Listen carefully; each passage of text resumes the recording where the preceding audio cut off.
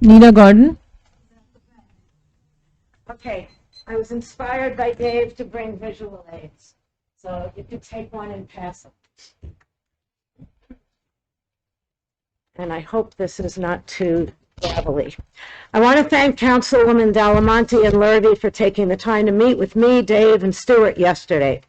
While I'm encouraged by the willingness of those two council members to address the need to improve services for cats, I left the meeting with the realization that most, if not all of you, are woefully unaware of the scope of the problem. The councilwomen informed us that New York State only mandates that municipalities provide services for dogs, not cats. Believe me, animal advocates are aware of this fact, but this should not be the town's excuse for ignoring the cats. Why is it that every other town on Long Island manages to provide robust TNR services and have a cat shelter? Why is this wealthy Gold Coast town so heartless?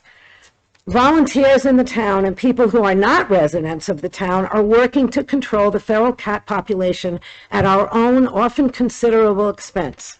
Shelley Betancourt of Second Chance Animal Rescue League, a 501c3 in Syosset, answered a call for help in August 22 in Manor Haven. Someone's elderly aunt had fallen and broken a hip, was hospitalized, went to rehab, and needed help with her 4 cats. On arrival, Shelley discovered 16 intact adult cats and 11 kittens, all of whom needed medical attention and, of course, neutering. Since August, she has spent close to $7,000 to care for these cats, working together with Humane Urban Group, another rescue group in Great Neck, to place some of the kittens.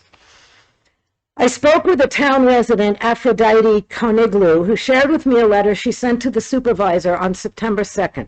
The only reply she received was a form letter acknowledging receipt. Here is an excerpt. It speaks for itself.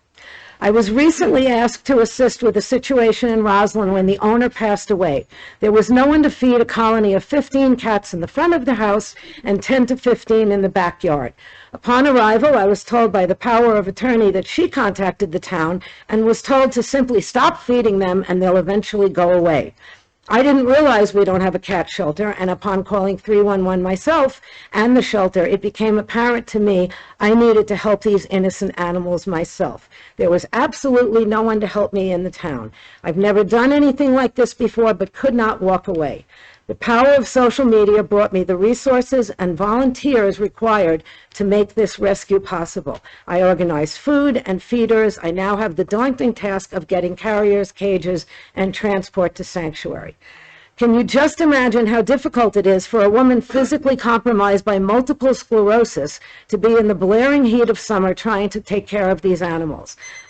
Okay, I'm almost finished. I couldn't see them suffering and have spent countless hours. There have been wonderful people from all over Long Island donating food, volunteering time and money to help the animals in my town. I implore you to advocate for those who can't speak for themselves. This is just one situation.